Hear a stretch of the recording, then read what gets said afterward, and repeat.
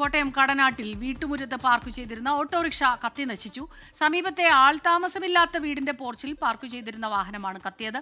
സംഭവത്തിൽ ദുരൂഹതയുണ്ടെന്ന് പ്രദേശവാസികൾ ആരോപിക്കുന്നു. ടോബി ജോൺസൺ ആണ് ചേരുന്നത് കോട്ടയത്തു നിന്ന് വിവരങ്ങളുമായി. ടോബി, പൂർണ്ണമായും കത്തിയ നിലയിലാണ് ഈ ഓട്ടോറിക്ഷ. എന്താണ് സംഭവിച്ചത് എന്നുള്ളതിൽ എന്തെങ്കിലും സൂചനകളുണ്ടോ? സ്മിത, നിലവിൽ അത്തരത്തിൽ ഒരു സൂചന ലഭിച്ചിട്ടില്ല. എന്തായാലും പോലീസ് വിശദമായിട്ടുള്ള അന്വേഷണം ആരംഭിച്ചിട്ടുണ്ട്. ഇന്ന് പുലർച്ചെയാണ് ഈ സമീപവാസികളായിട്ടുള്ള ചില ആളുകളാണ് ഈ ഓട്ടോറിക്ഷ കത്തിക്കരിഞ്ഞ നിലയിൽ കണ്ടെത്തിയത്. ഈ കുന്നത്ത് സുകുമാരൻ എന്ന് പറയുന്ന വ്യക്തിയുടെ വീടിന് മുന്നിൽ ഓട്ടോറിക്ഷയാണിത്. അദ്ദേഹം സമീപത്തുള്ള ഒരു വീടിൻ്റെ ആളൊഴിഞ്ഞ വീടാണ്, അവിടെ ആൾതാമസമില്ല. അതിൻ്റെ പോർച്ചിൽ കൊണ്ടുവന്നാണ് എല്ലാ ദിവസവും രാത്രിയിൽ പാർക്ക് ചെയ്തിരുന്നത്. ഓട്ടം കഴിഞ്ഞ് അവിടെയാണ് കൊണ്ടുവന്ന് ഓട്ടോറിക്ഷ ഇടാറുള്ളത്.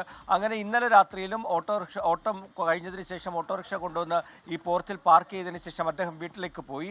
അതിനുശേഷമാണ് ഈ സംഭവം നടന്നത് എന്നുള്ളൊരു വിവരമാണ് ലഭിക്കുന്നത്. അപ്പോൾ രാത്രിയിൽ ആരെങ്കിലും കത്തിച്ചതാണോ അതോ ഇനി സ്വയം തീപിടിച്ചതാണോ എന്നതൊന്നും തന്നെ വ്യക്തമല്ല.